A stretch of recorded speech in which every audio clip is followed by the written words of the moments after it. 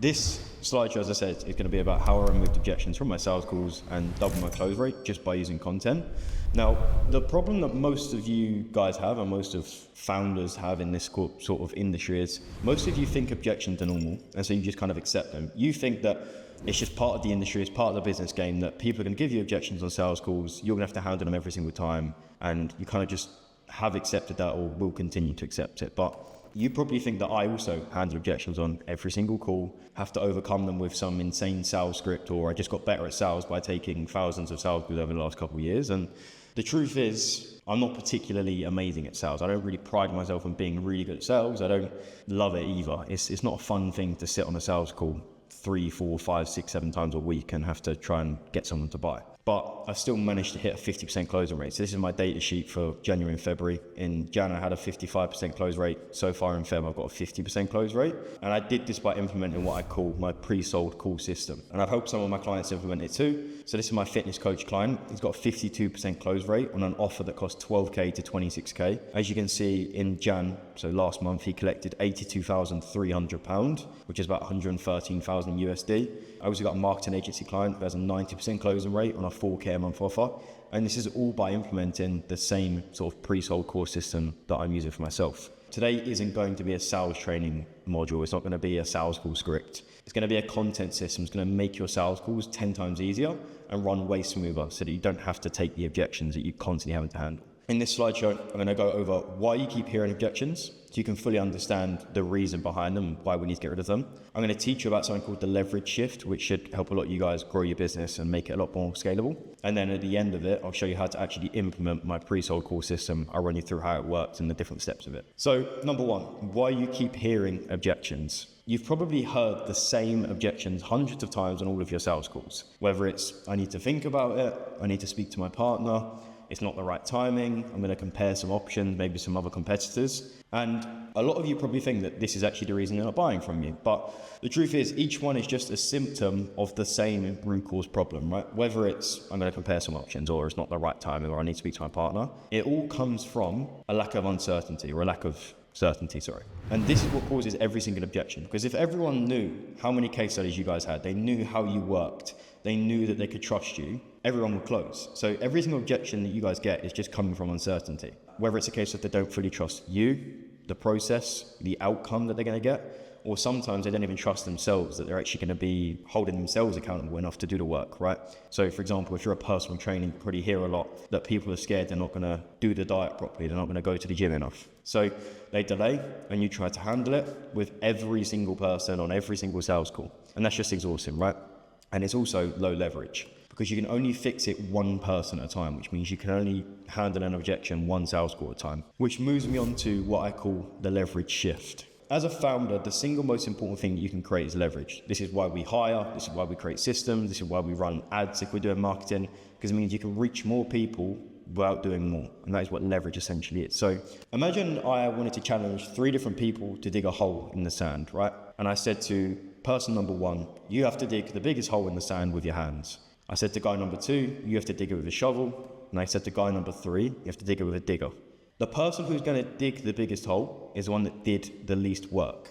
And that's purely because he had the most leverage with the tools that he was using. We want to create the same sort of outcome with your sales calls. We want to make your sales calls as leveraged as possible. So you can get more out of your sales calls and get more out of the work you're doing without actually having to do more work or take more sales calls or handle more objections. And so that sales calls don't feel like you're convincing people anymore, or that you're sort of being salesy or pushing them across the line, which is one thing that everyone hates. But instead, they're going to start feeling like you're both confirming the obvious choice, which is to buy from you. You want to make people feel like the obvious choice on that call is to buy from you. And ideally, get them to feel like that before they ever get on a sales call with you. The way you can achieve a higher close rate is just by getting people who are already sold on your system or your services. So the easiest closes don't actually come from hiring a better closer or getting better at closing. They come from prospects who have been engineered into buyers. And the way we can do that is through our content and our marketing. Because objections just come from a lack of beliefs, like I said earlier. So our content needs to do 2 things. These 2 things are super important. One is install new beliefs, And 2, remove limiting beliefs. If we can do them 2 things, you're going to get sales calls that don't have objections, right? Which moves me on to the pre-sold call system. Now, this might be where you want to pull out your notepad and start writing things down, because you can start learning how to actually implement it into your own business. There's 5 main parts to this system. Number 1 is extract. Number 2 is map. Number 3 is the hammer and chisel, which I call LinkedIn. Number 4 is YouTube, which is about deepening the beliefs. And number 5 is booking page, which is confirming it. This works in any niche. It doesn't matter whether you own a marketing agency, a fitness coaching business, an accountancy firm. As you can see, I've worked with many clients. These are just some of the testimonials and client results I've got. These people are all in different niches. Like Candice runs a marketing agency, Kyle runs a marketing agency, Alex does ads for solar panel guys. This guy's a career coach. Tim is a marketing agency as well, right? This guy's a Forex coach.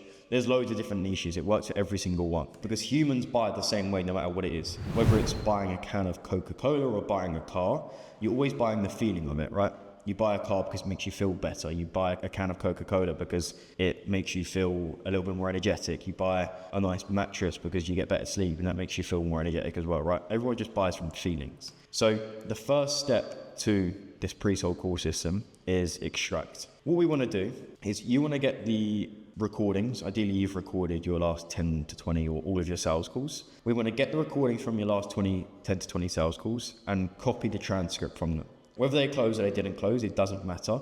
Get the call recordings, copy the transcript, and then paste them into ChatGPT. What I did was I pasted 10 to 20 of my most recent transcripts into ChatGPT, and I've asked the GPT to summarize A, the objections, B, the limiting beliefs, C, the frequently asked questions from each sales call, 4, the fears that hold people back, and 5, the unknowns, whether it was they didn't know how it worked, they didn't know the case studies that I'd got, etc. I asked GPT to summarize it all in the ICP's language. Now, if you want the exact GPT prompt I give to my clients to get the best possible answer, just DM me prompt on LinkedIn rather than trying to engineer your own one, if it makes it easier for you.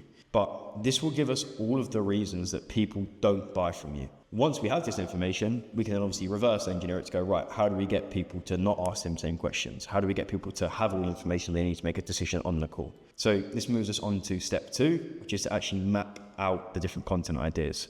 Every single reason that they don't buy from you, whether it's a question that holds them back or maybe they haven't seen enough case studies, it's just a missing belief. For example, if they say, I don't trust you're going to get me the result, that's just a lack of belief that you can actually get results, in which case you probably didn't show them enough results before the call. If they think that they're not going to be able to implement the system themselves because they can't hold themselves accountable, they probably haven't seen how you work with your clients, and they might not know that you do weekly one-to-one calls to hold them accountable, right?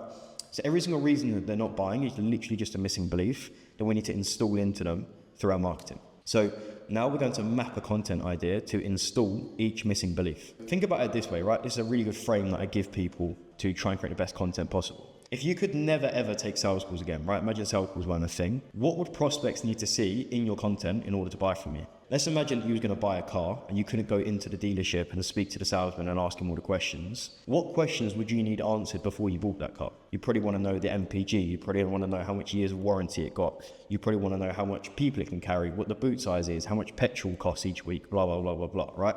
If they can answer all of your questions before buying that car, you don't really need to speak to the salesman anymore. Maybe he might want you might want him to show you around a few more cars, but for the most part, if your questions are answered already, they're going to point you to the right car. This is what you want your marketing to do as well. You want your marketing to be so good that you technically wouldn't need sales calls because all of their questions are answered. And the truth is they likely need clarity on what is this? So what is your program? How does it work? What results are realistic for me to expect throughout the program? How long does it take to actually start seeing results? Why should I trust you specifically over John down the road?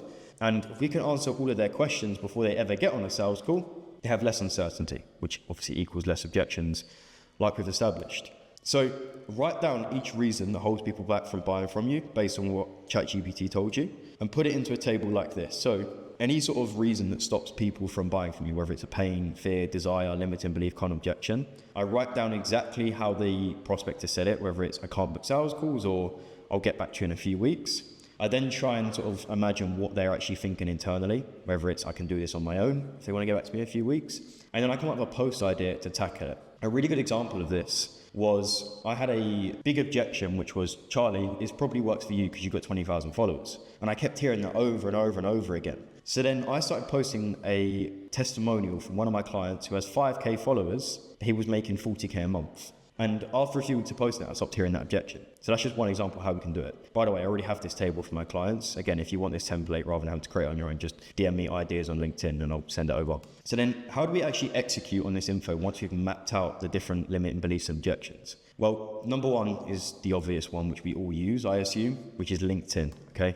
The problem that most of you have, or a lot of people that I speak to have, is your engagement probably doesn't turn into book sales calls, or at least as many book sales calls or inbound news as you'd like.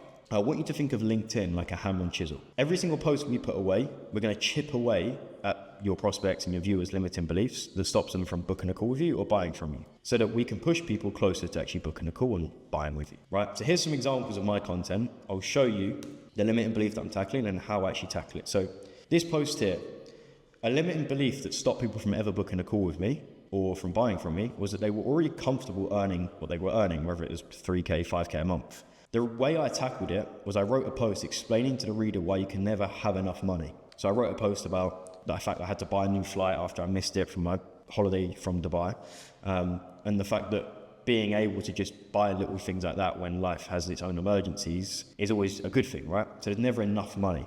Another example, I can just do more of what I'm already doing to try and scale. Some people get to 10K a month and think, right, to get to 20K a month, I'm going to do more content, more DMs. And that doesn't work, by the way. So the way I tackled that is I explained to the reader that they need to find the right level to pull to scale instead of just doing more. Because if they could increase their close rate, they could do the same amount of DMs, same amount of content, but get double the amount of sales without having to do more work, right?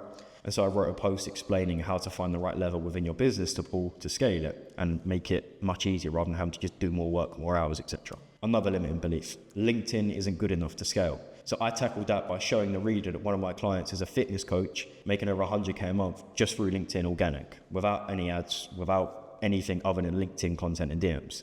And again, that tackles that belief. One last limiting belief is that, I can just use ads to scale, right? Some people would say to me, I'm deciding whether I should do meta ads or LinkedIn with you. The way I tackled that was explaining to the reader that revenue isn't everything. How you get there is just as important, because I've built the big businesses where they're making loads of revenue on paper, but then after expenses, tax, the stress and the overheads, you're only left with a couple grand in your pocket, right?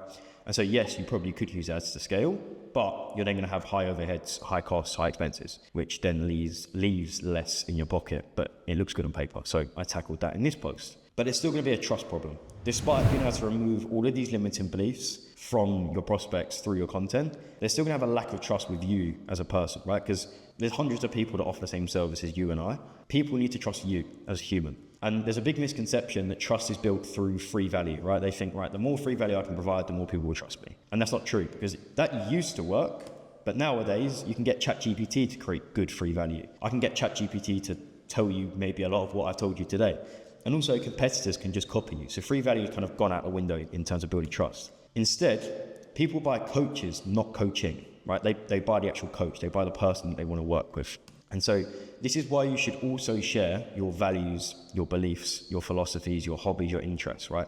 That's why I talk about in my content wanting to provide for my family, because other people who want to provide for their family resonate with that and they kind of go, I like this guy.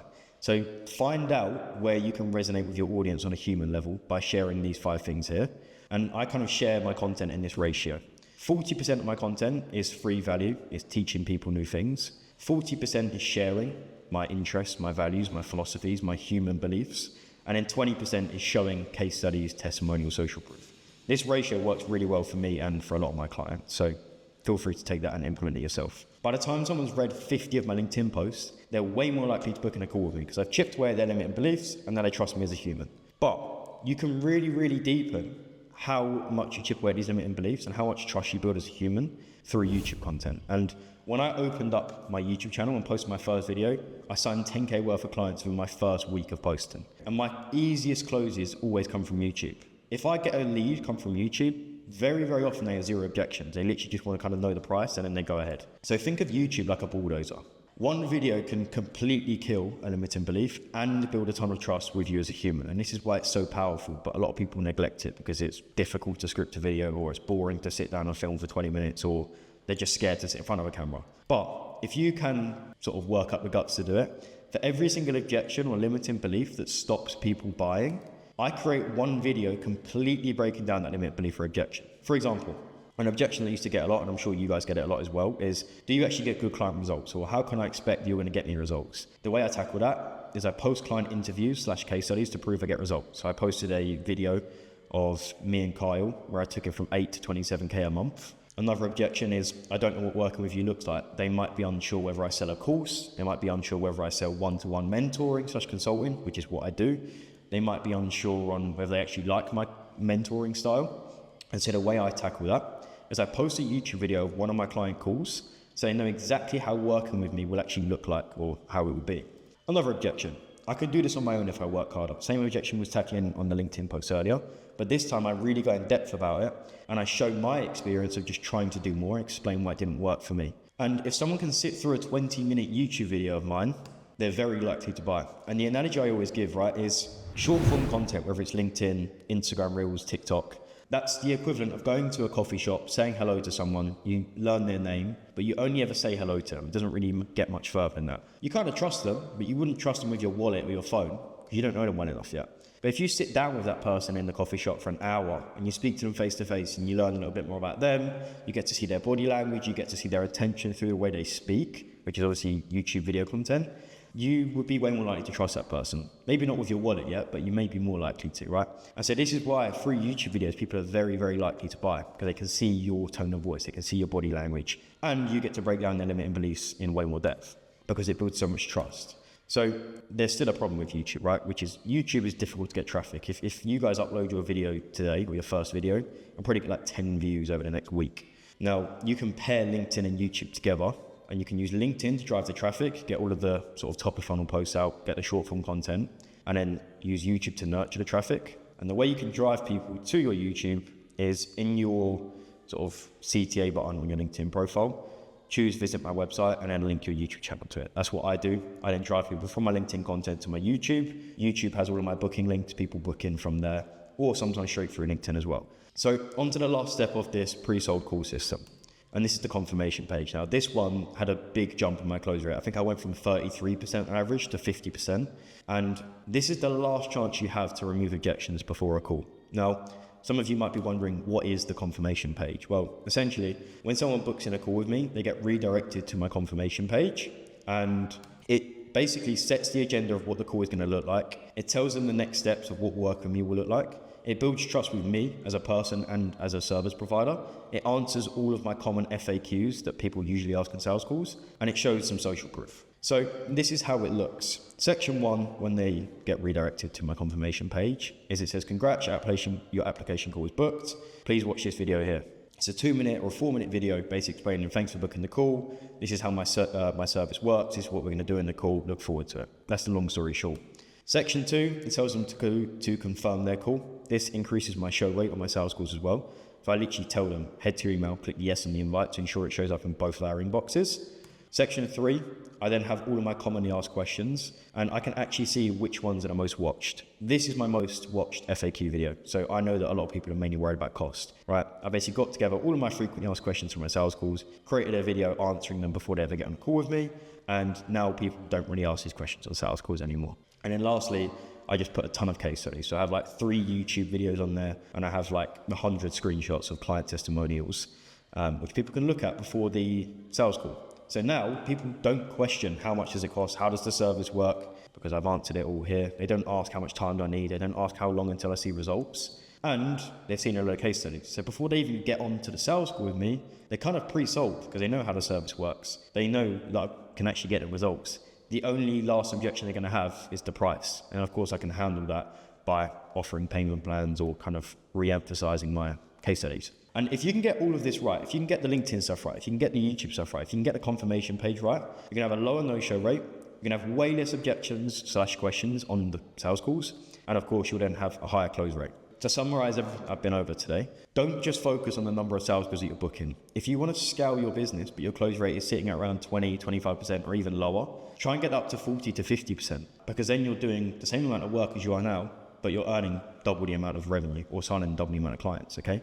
Find out why your sales calls don't close, and then create content that just completely removes them objections or frequently asked questions. This is a much more efficient way to scale your business because, like I said, you're doing the same amount of work, if not less, earning double if you can double your close rate, And obviously you can even start to raise your prices because you build that trust with the prospect. That is how you increase your close rate. That's how I do it. That's how all my clients do it. It's the best way to do it, in my opinion. So yeah, hope you enjoyed it all and learned a lot from it. Does anyone have any questions that they'd want to